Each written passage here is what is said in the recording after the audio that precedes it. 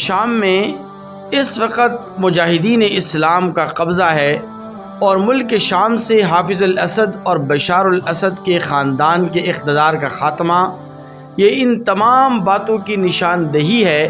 کہ انشاءاللہ ثم انشاءاللہ اسلام کے غلبے کا دور شروع ہونے والا ہے اور اسلام کی ترقی اور اسلام کے عروج کا زمانہ شروع ہو چکا ہے۔ میں اس سلسلے میں آپ کے سامنے چند ایک روایات، چند ایک حدیث مبارکہ پیش کروں گا، لیکن مجھے سب سے زیادہ افسوس دجالی میڈیا کے اوپر ہے اور الیکٹرانک میڈیا، پرنٹ میڈیا کے اوپر ہے، سوشل میڈیا کے اوپر ہے کہ جو اس وقت ملک شام میں قابض مجاہدین اسلام کو باغی قرار دے رہے ہیں۔ میں اس کی وجوہات بھی آپ کے سامنے رکھوں گا کہ مجاہدین اسلام جو اس وقت ملک شام میں برسر اقتدار ہیں، ان کے فضائل اور مناقب کیا ہیں اور ان کو باغی کہنا کیوں درست اور ناجائز ہے۔ میں اس کی وجوہات بھی آپ کے سامنے عرض کروں گا، لیکن اس سے پہلے میں آپ کے سامنے چند ایک روایات پیش کرنا چاہتا ہوں جس سے آپ یہ اندازہ ضرور لگا لیں گے کہ اللہ تبارک و تعالی نے اسلام کے غلبے کا جو وعدہ قرآن مجید میں فرمایا، تو انشاءاللہ ثم انشاءاللہ عن قریب اللہ تبارک و تعالی وہ دور ہمیں دکھانے والا ہے۔ بڑی خوشخبریاں ہیں ان روایات کے اندر، ذرا توجہ کے ساتھ اور انہماک کے ساتھ ان روایات کو سماعت فرمائیے گا۔ ویڈیو اچھی لگے تو اسے لائک اور شیئر ضرور کر دیجئے گا اور چینل کو سبسکرائب کرنا مت بھولیے گا۔ ایک روایت میں نبی کریم صلی اللہ علیہ وسلم فرماتے ہیں،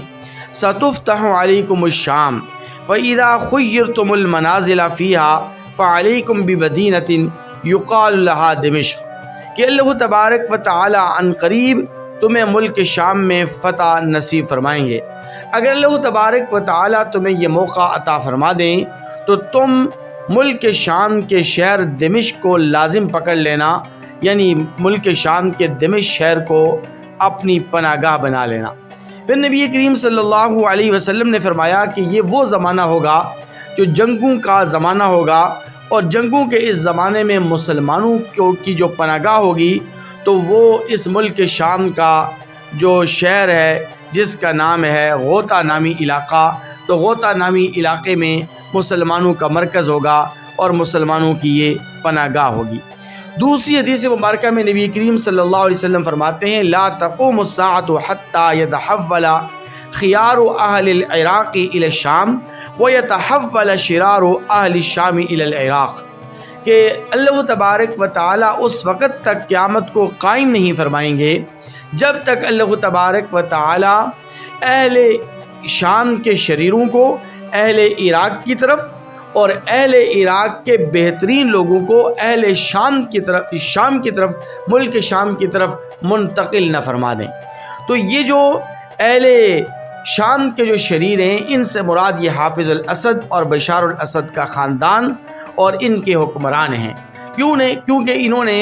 ملک شام میں ظلم و ستم کے جو پہاڑ توڑے ہیں، اور بالخصوص کلمہ گو مسلمانوں پر اور سنی مسلمانوں پر جو انہوں نے ظلم و ستم کے پہاڑ توڑے ہیں، تو ان مظالم کو دیکھتے ہوئے ہر ایک شخص کے لیے اندازہ لگانا مشکل نہیں کہ یہ ملک شام کے بدترین لوگ تھے، اور اہل عراق کے جو بہترین لوگ جو ملک شام کی طرف منتقل ہو گئے، ان سے مراد یہ مجاہدین اسلام ہیں جو اس وقت ملک شام میں برسر اقتدار ہیں اور اس پر قابض ہیں، جن کو ہمارا دجالی میڈیا، ہمارا الیکٹرانک میڈیا، ہمارا پرنٹ میڈیا، ہمارا سوشل میڈیا باغی قرار دے رہا ہے۔ پھر نبی کریم صلی اللہ علیہ وسلم نے ایک دوسری روایت کے اندر یہ بات بھی ارشاد فرمائی، آقا علیہ الصلوۃ والسلام نے فرمایا کہ مسلمانوں کے یہ لشکر اور مسلمانوں کی یہ خانہ جنگی کفار کے ساتھ اس قدر بڑھ جائے گی کہ لوگ 3 حصوں میں منقسم ہو جائیں گے۔ لوگوں کا ایک طبقہ اور لوگوں کا ایک لشکر یمن میں چلا جائے گا، ایک لشکر عراق میں چلا جائے گا اور ایک لشکر ملک شام میں چلا جائے گا۔ صحابہ کرام میں سے حضرت زید بن ثابت رضی اللہ تعالی عنہ نے عرض کیا کہ یا رسول اللہ، ہمیں اس وقت اگر ہم زندہ رہے تو اس وقت ہمیں ان 3 علاقوں میں سے اس علاقے کا انتخاب کرنا چاہیے۔ تو آقا علیہ الصلوۃ والسلام نے فرمایا علیکم الشام، کہ تم ملک شام کو لازم پکڑ لینا، ملک شام کو اپنا مرکز بنا لینا اور ملک شام کی طرف منتقل ہو جانا۔ پھر صحابہ کرام میں سے ایک صحابی نے عرض کیا کہ اللہ کے رسول، آپ اہل شام کی اور ملک شام والوں کی یہ فضیلت اور یہ منقبت کیوں بیان فرما رہے ہیں؟ ان کی کیا خصوصیت ہے؟ تو نبی کریم صلی اللہ علیہ وسلم نے فرمایا کہ اللہ تبارک و تعالی نے ملک شام پر فرشتے مقرر فرما دیے ہیں، اور ملک شام میں فرشتے اپنے پر بچھائے ہوئے ہیں، اور اپنے پروں سے یعنی حفاظتی پروں سے فرشتوں نے ملک شام کو ڈھانپ لیا ہے۔ پھر آقا علیہ الصلوۃ والسلام نے یہ جملہ بھی ارشاد فرمایا کہ میری امت کا ایک گروہ ایسا ہوگا